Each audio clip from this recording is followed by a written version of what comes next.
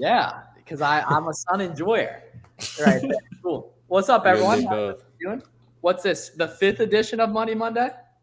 I think it's 4 or 5. Is it something already? like that. Yeah, I was gonna say. I think it's 4 or 5. something It like depends who you include in the hosts.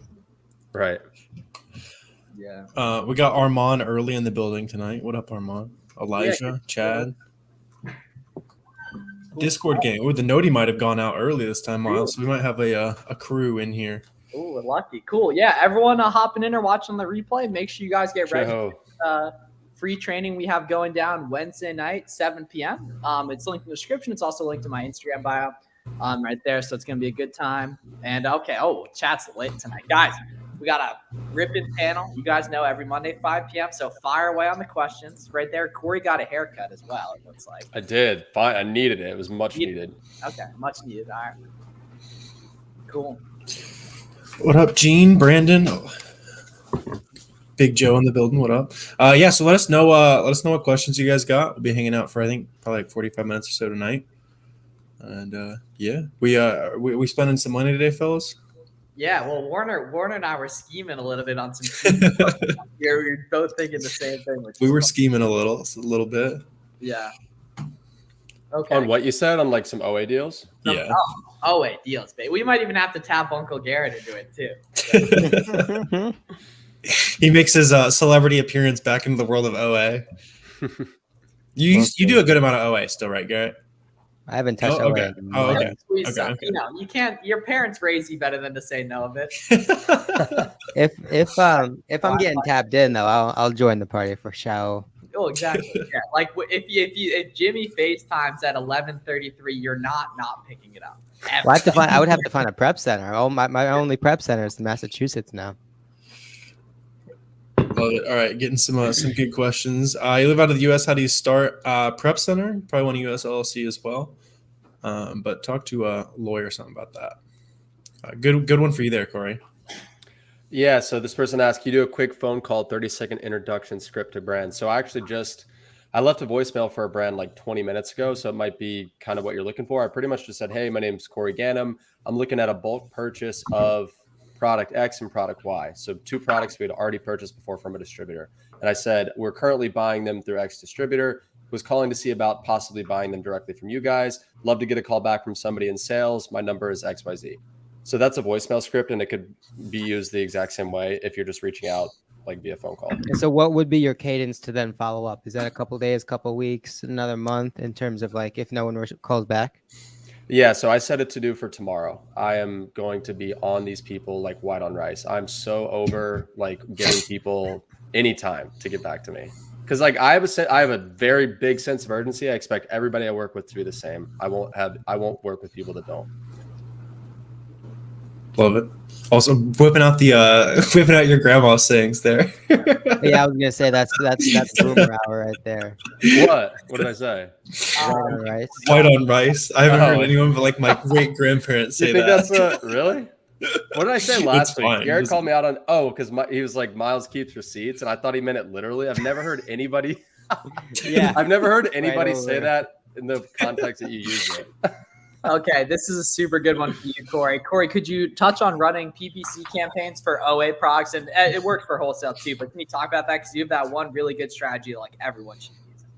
Yeah, and so I'll explain it real quick. I also have a YouTube video on it, so I don't even know what it's called, but it's in my channel from a couple of months ago. Basically, it's called the Catch All Auto PPC campaign. It takes 3 minutes to set up. You create a campaign. It's a sponsored products campaign.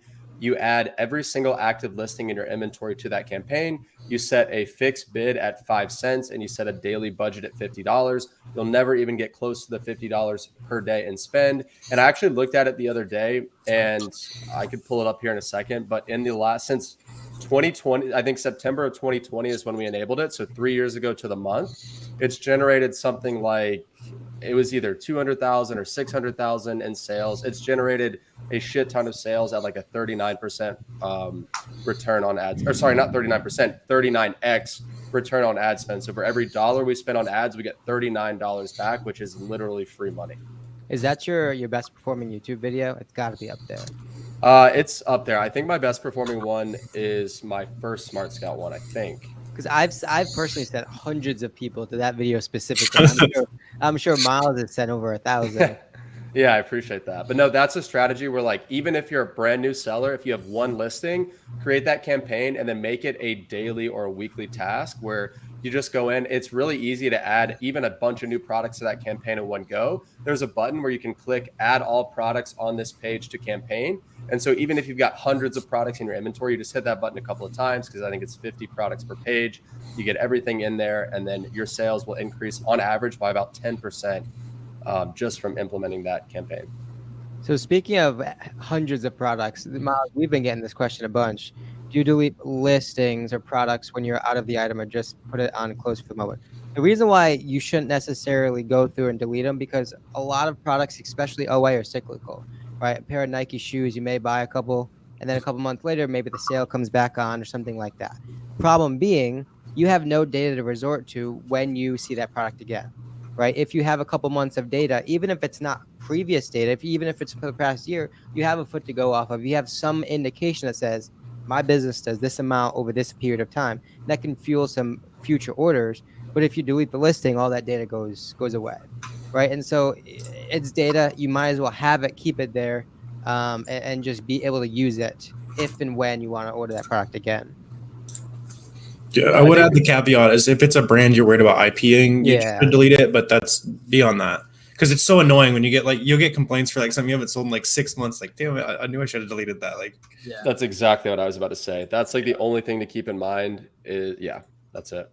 Okay, cool. Here's a good one. Yo, Corey, what exactly are we supposed to send in with the purchase order? Why can't we just ask the supplier for X amount of product Y and just pay? You can. I mean, there's been plenty of scenarios where like we've been working with a supplier for a long time. So we can just send a text message and say, hey, we need X amount of this product, and it's no problem. But the idea behind sending a purchase order is, one, a lot of companies, especially bigger companies, require them. So they're going to need a legitimate purchase order with your bill to address, your ship to address, all of your information on it to be able to process that order internally. And another thing that does, especially if it's a supplier that maybe you're working with for the first time, or maybe you only have 1 or 2 orders under your belt with them, it just establishes legitimacy. So if you've got a purchase order template with your logo on it, with your shipping address, with your billing address, with your pricing, with your all the instructions for them to fulfill your order, it's going to just look way more professional. Yeah, with like your logo. Yeah. Mm-hmm. Big time, big time. It's also just a bookkeeping thing. But yeah, a lot of the deals will go down once you got relationships. Like, yo, can I get 1,000 more of that? And like, yep. Mm-hmm. Can you make 100,000 a year Amazon arbitrage? Of course, if you put in the time, if you have the capital. Because the fact that it's a 2-part equation, right? It's capital and experience. You can have all the sourcing knowledge, all the experience in the world, but if you don't have the money to spend, then you're not really going to go very far. You're still going to grow, but at a very diffused rate. And so it's capital, it's experience, and then when you solve both of those issues, that's when you can pour gas in the fire and grow really, really fast. Can I do this in Canada? Absolutely. Yeah. Mm-hmm. Canadians crushing it. Canadians doing OA and wholesale. For sure. Yeah. Bobby cleaning out the famous footwear during the break. That you love to see that. Board prompt Amazon to ask for invoices. Customers are always kind of initiate authenticity scenarios or authenticity issues. So you'll need those invoices to prove that your products are legitimate. Sweet. Say you bought an item in a large lot or from a thrift store charity shop here in UK. If they ask for if they ask for an invoice, you're not going to have it. That's why you need to sell that stuff as used if you're buying it from thrift stores.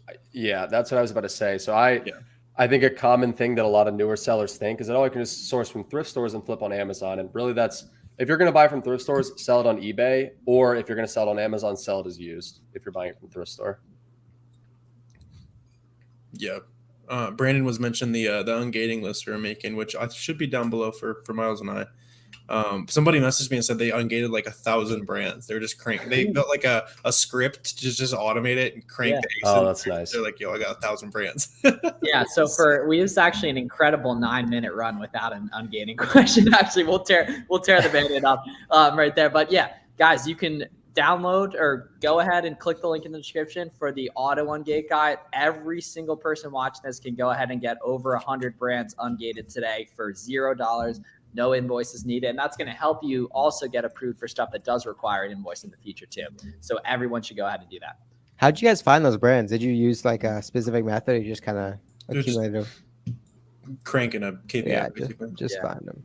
What's y'all's take on Amazon asking for your supplier invoice, how to deal with that? So just based on your other question, I can tell you haven't really done much outreach to suppliers yet. So unless that's been an issue for you, that's the last thing I would be worried about right there. But you just got to deal with it if it comes, and have good relationships with your suppliers and such right there. But that is, like, I can say with 99.9% certainty you're never going to need it for the most part.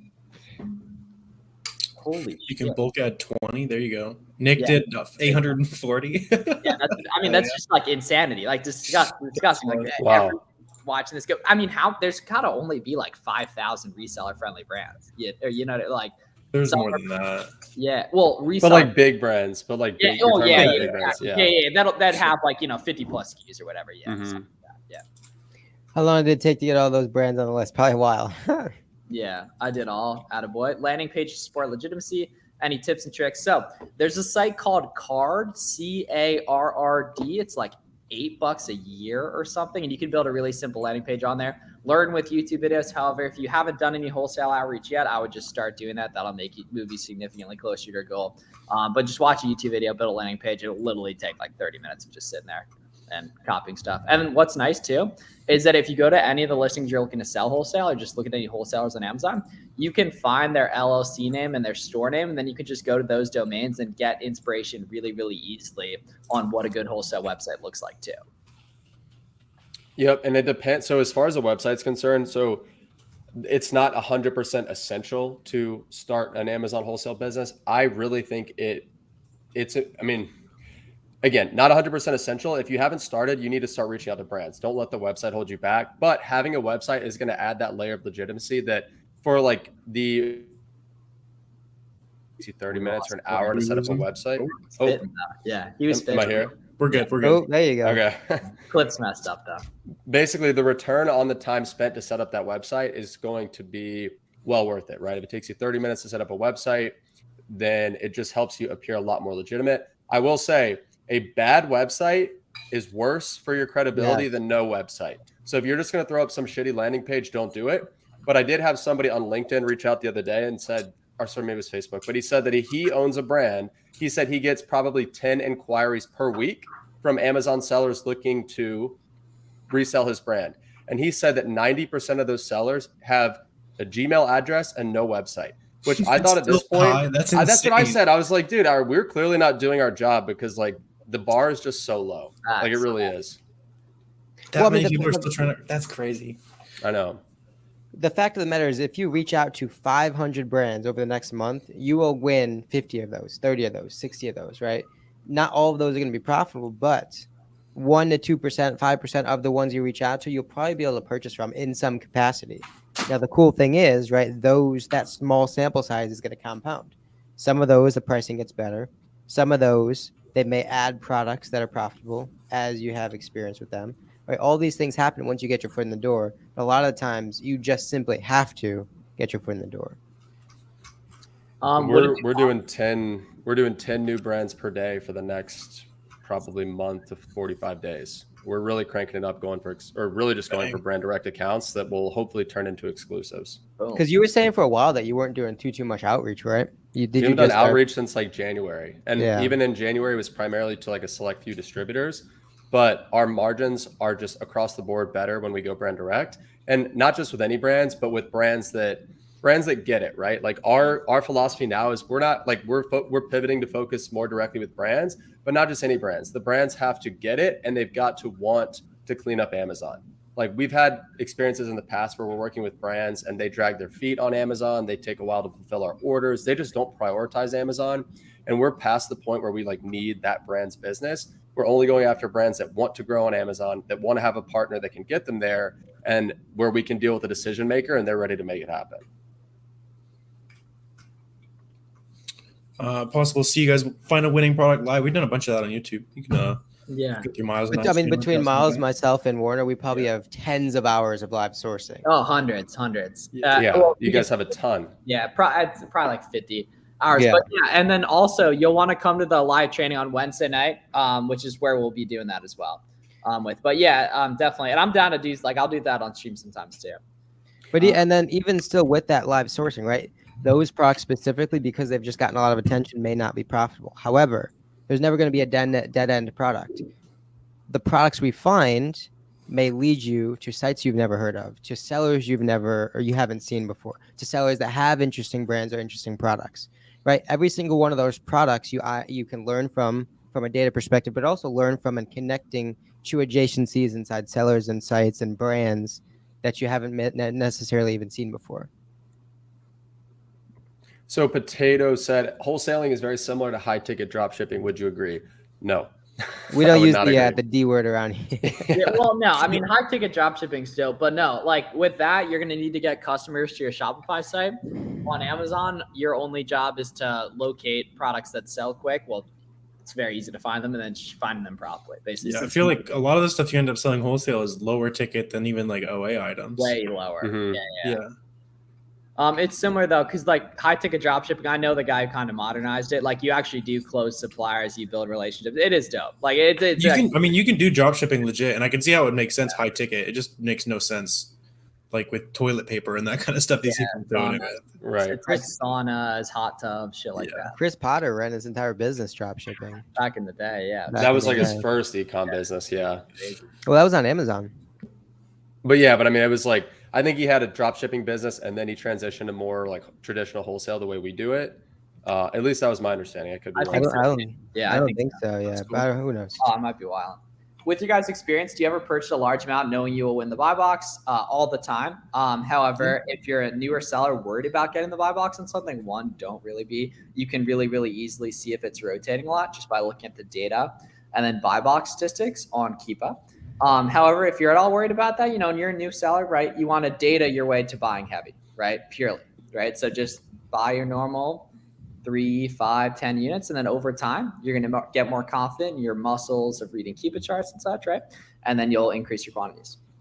Yeah, I mean, going off of that, one of the bigger red flags is if you come across a listing where there's 6, 5, 7 sellers in the buy box, but 20 on that listing, 25 on the historical listing, right? There's probably a reason that there's such a big delta between the buy box rotation and the sellers that are priced competitively, emphasis on the price competitively and with a competitive offer. And those are the sorts of listings that you don't necessarily have to be shying away from, but you have to audit, right? So Miles is saying audit on a smaller scale, 5, 10, 15, 20 units, just to make sure you can earn some buy box share and then go deeper once you have that validation, right? Because it's going to be tough to garner sales if you can't kind of penetrate that rotation like that. My bad, Warner. You're all good. Yeah, I was just gonna say like that's like the biggest thing that helps people go from like 10 to 20K a month to like making serious numbers. It's just like once you get over this being scared of buying a bunch at once, that's how you go to serious numbers on Amazon. Is the live content on the channel? Yes. What do you mean by delta, Garrett? Like the difference? Change, like difference. Yeah. How do you win the buy box without being the lowest price? So you just price where everyone else is that's getting the buy box. There's a lot of factors that go into it that aren't priced. Also like delivery date, which if you're FBM, hashtag 0-day handling time, right there using your e-pricer. My favorite one's BQL. If you want to support your boy, there's an affiliate link down below and a tutorial going over that. But it's largely dependent on pricing, delivery date, and stuff like that. A general rule of thumb for the pricing, though, is you want to be pricing where the product has been or product will be, right? If it's seasonal, obviously, you're probably kind of depending on where it's going to be, especially with like some of the winter stuff heading up. But generally speaking, if you price where the historical buy box has been, you'll have success. Armand asked, am I doing any Hazmat? So yeah, we do some Hazmat. We're not doing it heavily. We're not super focused on it, but we are approved for the program, and some Hazmat products do really well. Yeah, just buy your something that I didn't know for a long time is you can literally just buy the Hazmat shipping on Pirate Ship. I thought it was way more complicated than that for a long time. Or just UPS, literally UPS.com. Yeah, I was way overcomplicating it. So it's way easier to make money in Hazmat. So lots of you guys sleeping on that. Yeah, it's a good rule of thumb just on the Pirate Ship thing. Occasionally when you guys are doing FBM, you're going to see egregiously high shipping costs on Amazon very rarely, like 1 out of every 100, 200 orders, right? In the case of that, test it out. One, just refresh it, play with the weight a little bit, refresh it. And then also test via pirate ship, and you should be able to save some nice cash with that too. Ooh, national distributors versus local distributors for wholesale. Yeah, I like that question. So the answer is, I mean, both work, right? Both will have profitable products. Both you can build great relationships with. I personally recommend newer sellers start local. And I think it's a very underrated method for newer sellers to start local and show up to those suppliers in person, right? You can lead with a phone call or an email, but having the ability to show up to the warehouse, meet your sales rep, meet the people there, it's going to go such a long way in just establishing that relationship with that supplier. Whereas with national suppliers, you typically can't do that. And also with national suppliers, you are a very small fish. You're just a number compared to, the thousands of huge customers they have. So again, pros and cons to both, but I prefer local when comparing apples to apples. So my thought on that, because that is a good question. We're getting the ball rolling much more successfully with smaller ones. But my thought on that is, if you do have $1 million liquid, are you a big fish in the national? Like, is that the correct decision, or do you still play local? So you're saying if you have $1 million cash, like for someone who's got a bunch of cash, can they be competitive at that national level? Or are we talking you got to be Walmart? Yeah, no, you can be. I mean, all of us could be competitive. Like we buy from some national distributors. Yeah. I think it depends on the brand, and also some national distributors will run certain discount, like similar to retail sites in some regard, where some big distributors will have promotions, right? There'll be a certain discount on a brand or a certain like a closeout on a certain product, right? So it's very much dependent on a lot of times on your sales rep, on the month of the year, what promotions they're running. And another thing, I just had a good point in mind about local versus national. Oh, yeah, now I remember. I almost forgot. So something that I've noticed when comparing national distributors to, I wouldn't call them local, but maybe more regional is a better word for it. So I've noticed that comparing apples to apples, regional suppliers almost always have better pricing than the big national distributors. And when I thought about it, I'm like, that doesn't make sense, because you think these huge national distributors are buying in huge quantities, right? You think they'd be getting better pricing as a result. But at the same time, the only way that makes sense to me is these huge national distributors have such high overhead. They've got hundreds of employees. They've got hundreds of thousands, if not millions of square feet of warehouses. They've got salespeople to pay. They've got all these overhead expenses, whereas maybe these smaller local or regional distributors don't have all those expenses. So therefore, their costs are lower. Therefore, they can pass these savings on to their customers. And like I said, we work with national, we work with local, and typically, if we're comparing brand to brand, the local guys almost always have slightly better pricing. Oh, look at this Debbie Downer right here. Don't make money. Go work for 50 years. Right there. Oh no, nothing works. They usually don't, right? Because you've only done it 5 times and it didn't work in the first 5 times. You couldn't walk, bro. You were terrible at walking. Bro, yeah. Terrible at walking. How long did it take you to learn to spell, bro? Come on. Bro, years? Low key, right? Years, right? Yeah, I think so. What happens when the BSR shoots up to 200,000 after it was under 1,000? So it's likely it's something happened with the variations. Likely one of the heavy hitter variations got split off, and then all the associated sales history and things like that got split off. That's probably what happened. Other than or there's just some or moved categories. It wouldn't probably result in that big of a difference, though. Damn, I can't even explain how much you have to screw up buying leads on Black Friday, Cyber Monday. You have to be incredible. It's like the freest money you'll get all year on Amazon. Incredibly pinpointed and just do the wrong stuff, basically. Anything that sells fast and you buy cheap Black Friday, it's like impossible to not make money. So Joe made a great point. So he said, going local helps build the bond. You can meet him in person for lunch. And you could also find out, like you said, you might eventually turn into one of their bigger buyers, right? And that gives you so much more leverage. If you're a big buyer for a local guy, you're going to have so much more leverage than if you're a small fish for a national guy.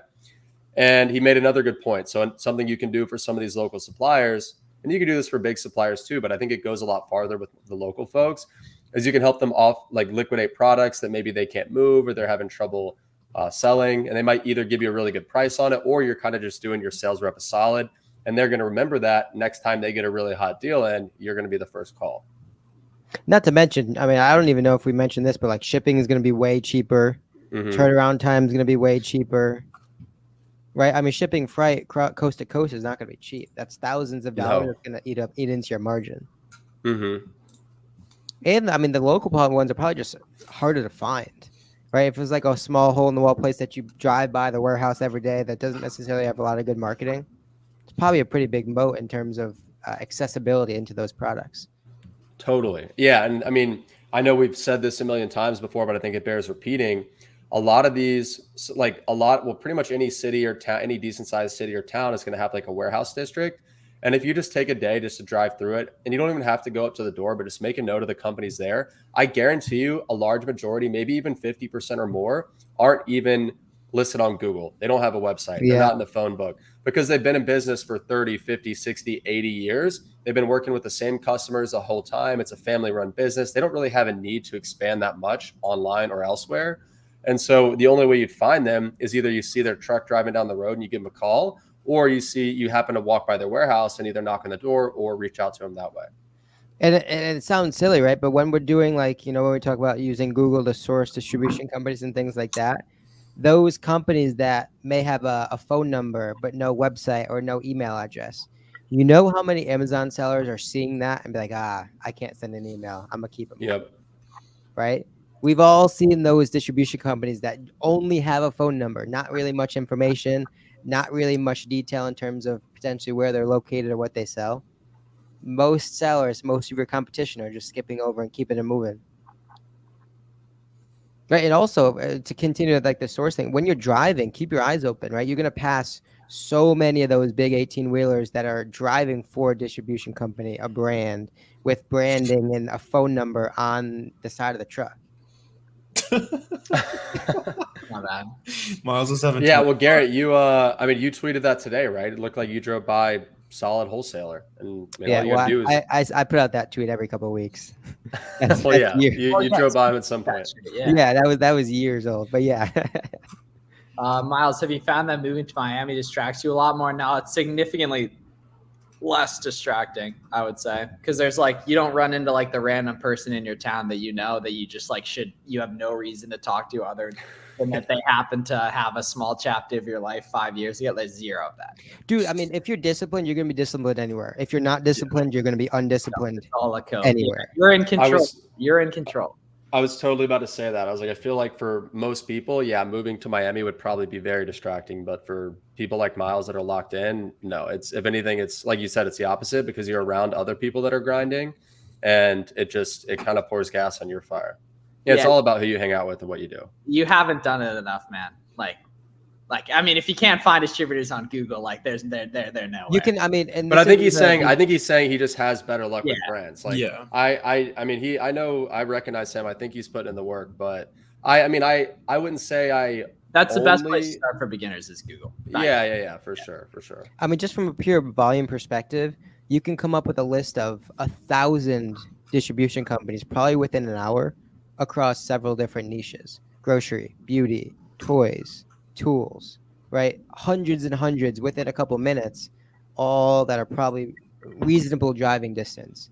And then it's just a matter of doing the outreach and then iterating on that outreach, following up, answering the no's, asking why they're saying no, explaining your case, explaining your value add, explaining what you can provide. All of those things, that's part of the process. It's not you find the distribution company, you reach out, you get the account, you place the orders. If it was that easy, a lot more people would be doing wholesale at a bigger scale. Do you guys think experienced sellers would do work to learn? That I get that a lot. Do you guys get those emails like, can I work for you and you teach me type stuff? No, I think the right person would. It just the person asking never gives themselves any leverage because you don't know them. There's nothing. It's not as good of an offer as people think it is because it takes way more work than the $400 to $800 a month it costs to hire an employee that's already trained. So you're way better off just going to YouTube, paper trade some products, right? So, hey, I would have bought it this day for this price. Check back a couple weeks later. If you're trying to learn, especially if you're trying to be a VA, just paper trade some stuff and see how it would have gone for you. I've always wondered how those are, Corey. Do you like them? The AirPod Maxes? Yeah. So somebody asked for those AirPod Max. Need an honest review. They are. The EMFs, baby. The EMFs. Can't be. I've had them in your brain like that. Is that what you're? Is that a thing? I have them too. They're awesome. They're awesome. What are you wearing right now, Warner? What do you mean? You got your high number. It's for stream. You can't see them really, and it's just better audio. Like, but yeah, they're fantastic. I've had them for about a year, I want to say. They weren't cheap, but they were really good. Better than any of the other. I've had every AirPod model, and these are my favorite. They're kind of a throwaway money purchase, but they are worth it. I mean, I use Amex points. Battery? Yeah, exactly. I used points too. Oh, they last for like 4 hours, maybe, if not longer. Yeah, we should do Money Mondays and then 10 minutes of tech review. A random 10-minute stretch of Money Mondays is tech review. You guys have to just deal with it. So this is a real good question. What's some things you can add to these wholesalers? I mean, it's from a wholesale perspective. It's all the things that you may be overthinking: fluent communication, quick pay, wiring, right? Consistent orders, obviously, size of orders. Those are to name a few. Corey, what else you got?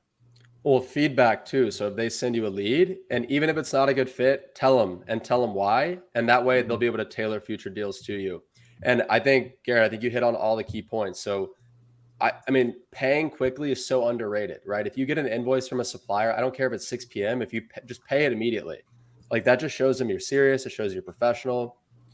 Speed, communication. And don't back out. If they send you an order that you committed to, you can't go back. Yeah. And I mean, if that means that if the price change, if Amazon jumped on the listing, whatever, I mean, I'm not saying like move forward with an order where you're losing like thousands of dollars, but there's been plenty of situations where we've committed to an order. Maybe it was a back order. So maybe it was going to take 2 or 3 weeks to come in. 2 or 3 weeks later, it gets here. Supplier says, all right, your order's here. We look at Amazon and it's break even or maybe even a slight loss. We will eat that every single time, because the second you back out of that deal, depending on how long you've been working with that supplier, it might trash the relationship. It might be done.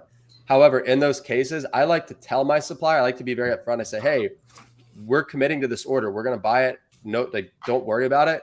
But just know that we're actually now losing money on this order. I like to tell them anytime we're losing money, because I like to show them like, hey, we're loyal to you, and I want you to know it, right? Yeah. I mean, getting that first order in, it should be cutthroat, right? It should be.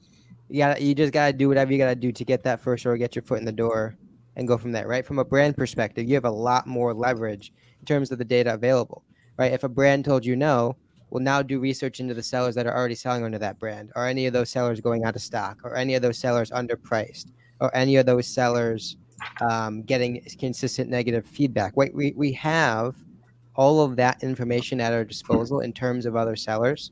And so if any of those sellers aren't doing the brand justice, it's your responsibility, and you owe it to yourself to let the brand know, again, proving that you are a stable seller that should be sought after as a potential and promising business partner.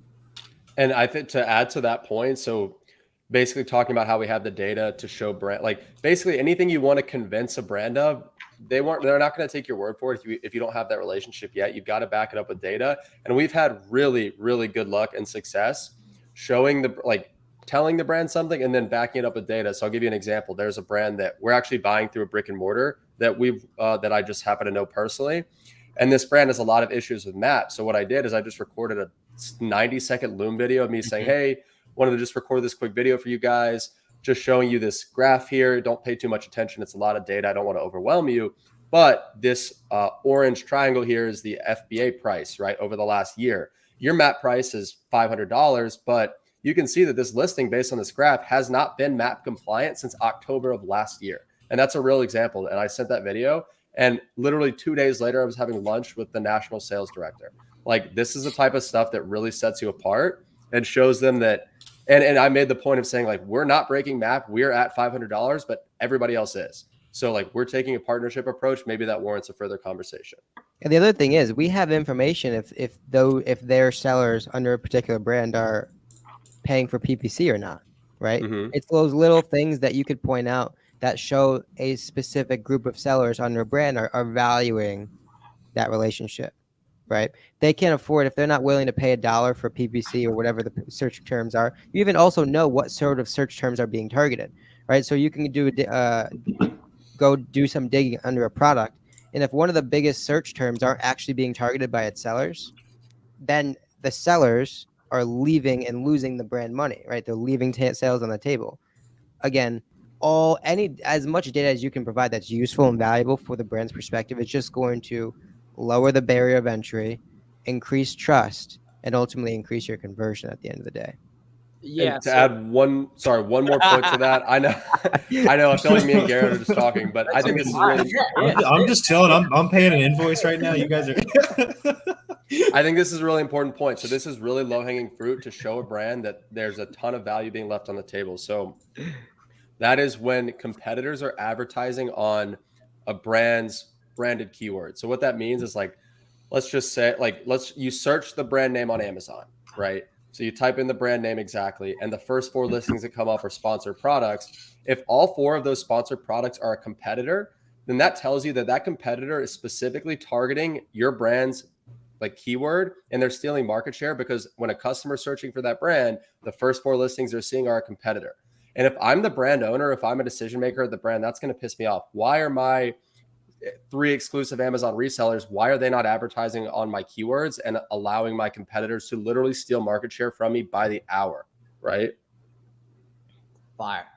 Do you have a tutorial guide on SellerAmp? Yes. If you search Fulls for Miles SellerAmp or Fields of Profit SellerAmp, you can find those right there. What do you think about getting don't know about too? I love that. There's a lot of stuff that people don't use on SellerAmp.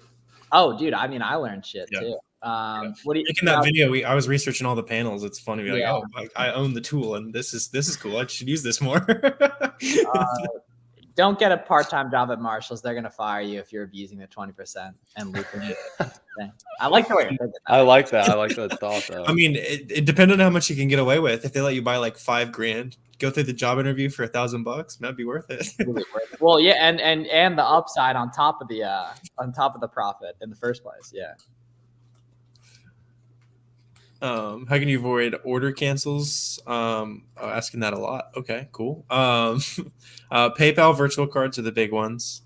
And then just pick a variable and test it, right? So every order you're going to pick, the payment method, try 3 different ones. And then all 3 of those don't go through, right? Change the address 3 times, see how it works. And eventually you'll crack the code. One of the big ones is just gift cards. Even if it's not discounted, buying $100, $500 gift card for Dick's Sporting Goods, that's worth $500. Yeah, you're not discounting that money.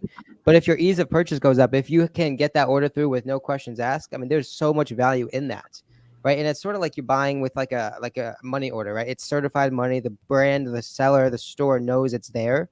And so I feel like that increases your chances of getting that order through significantly. On top, and card cash, card cookie, like Raise, all those. A lot of times you're going to get discounted money as well. Right, so you increase your kind of order efficiency and obviously add tangible, immediate dollars onto your margins. Best credit cards for FBA. The best beginner one is the Amex Business Blue. The best cash back one is going to be the Capital One Spark, the 2% cash back one that has the annual fee, not the other ones, the 2% with annual fee.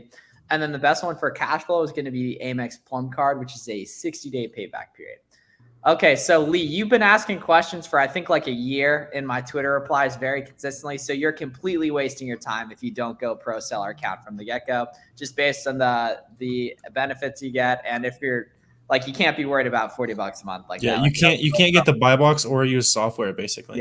Yeah. So you can't get the buy box as a individual seller? No.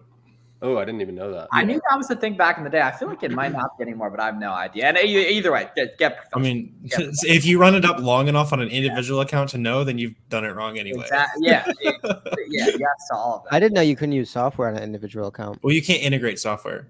Yeah. So like you could use like SellerAmp, but you can't use like a lister or something like that. Yeah. So the most successful students all work together on stuff. They have a lot of fun. They share ideas. They make it a social thing. Same way we do stuff, right? This right now is theoretically work, right? But we do it together. Warner texts me, LOL, like, do you see this lead? I'm like, yeah, like, etc.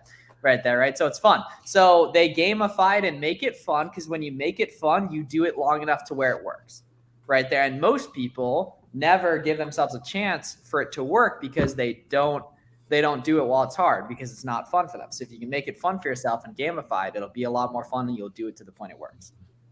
I think that's a really good explanation. And I mean, think the way I think about it is, remember at AMZ United, we are just chilling in the hotel room before the dinner the first night. I mean, there was like 7 or 8 guys in that room, and yeah, every single one of them was on a laptop, I think sourcing the same sale. And they're just like, hey, like, check out this lead. Like, here's this discount code.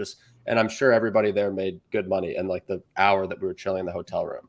Yeah. And I think to add to that is just having an abundance mindset. So yes, a lot of people jumping on your lead might create some sort of competition, but by sharing that with a couple of people, they're going to turn around and share 5, 10, 20, 100 leads with you over the next few years. So that's kind of how you got to. Yeah, but even still, the chances that the products of those 4 or 5 people are going to the same FBA center, zero. Right, same demographic, to the state, it's just so small. Yeah. And Brandon said he created a group with 4 other sellers in the Roadmap Discord. They've been meeting at least once a week. Already been a game changer, dude. That's literally the name of the game. I mean, those are the type of people, like the type of people that are meeting weekly, daily, as often as possible. Those are the type of people that are going to win. And that kind of reminds me of, I heard recently, I never heard this before, but I think Mr. Beast met with some sort of group, mastermind group of YouTubers. I think every single for like day, 12 hours miss a day. Yeah. And it was 1,000 days straight. It was over 1,000 days straight, and they didn't miss a single day. Yeah. And like they literally didn't miss a day. And they would just like study thumbnails. It's the same thing with Amazon, right? You're just like studying websites, studying past coupon, like all that kind of stuff. Dude, I remember specific FaceTimes back in the day where Miles, Danny, and I would be on FaceTime for like 7 hours. It'd be like 10 to like 4. It was just straight through. Yeah. And the equivalent, the way a lot of people treat selling on Amazon is like, I want to play basketball, but I'm never gonna talk to anyone that plays basketball. Like, I'm just gonna play 1-on-5 and not pass. Yeah. Like, and I'm trying to formulate even better. Like, you're thinking like, how can I get good at a sport and then only talk to people who think that basketball doesn't work? Like the only people you talk to are like, yeah, but basketball doesn't work. Or like, I don't think you can do it. So someone asked, what is the sweet spot when it comes to looking for the amount of sellers on a listing that you want to hop on? So really the amount of sellers is completely irrelevant. As long as the number of sales justifies the number of sellers on that listing, then I'm fine. So we've really tried to boil down our sourcing criteria to be super simple, as opposed to looking at what's the sales rank, what's the number of sellers, what's the, what's this, what's that. I just want to know, is this product going to make me a gross profit of $400 per month when you factor in everything, right? And so, because that naturally that takes into account every single factor you could possibly think of. And if it checks the box, great. If it doesn't, we move on. Right. I mean, because there's so many different ways to get there, right? You can sell a product 100 times for $5 or 250 times for $2, right? And so that creates that common denominator that for newer sellers specifically, I think it just establishes a lot more fluency across your sourcing, right? Because especially when you're new, it's hard to differentiate this fast moving product that sells really, really quick, but not maybe as much gross profit compared to 7 other products that all look different. Here we go again. Garrett's outmatched. There's just way too much screen power over here. I feel like he's bigger by like 5 pounds every time you pick him up. He was just like completely passed out. I don't know if anybody heard him like whimpering in his sleep. I had to wake him up. Time to throw him across the room again. I keep rewatching that video. It's so funny to me. Don't throw that. There it is. That boy always just looks like he's wiped out. Here we go. He's so heavy. I love him that easy. But you can hear the thump. Yeah. He's just like dead body. Yeah, I think you're thinking of the wrong business model, CJ. Like, I think you got to watch some more kind of beginner friendly videos on it, basically. But like we all carry hundreds of different products at a time throughout the year. We buy small amounts from big retailers, right? So we're buying stuff on sale or directly from wholesalers, right? Pretty much the only reason why a product would fail is because too much competition came in, or the listing stopped selling a lot slower, which almost never happens unless it's like really seasonal, basically, or like, something got lost or whatever. But like, you got to kind of dig more deep into it, basically, because like it's all just based on SellerAmp and Keep It data. Yeah. I mean, the whole idea is that the stuff already sells. You don't need to reinvent the wheel. Since you're probably starting your first business, so it doesn't make a lot of sense to learn how to market, source a product when instead you could just source a product. And you can come by the free class on Wednesday. We'll get you a good little rundown there as well. Big time, right there. Cool. All right, so we'll do a couple more. That's questions. a transition. Yeah. You can dance with the dog at that size. That's a good take there, Egg. If he stands up straight, he's like taller than my girlfriend. He's like at least like 5 feet tall, standing straight up.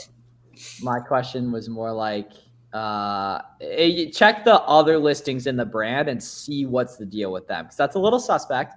It could just be that super low competition. Check the other products in that brand. And also click through to the seller storefront and see if they only carry products from that brand.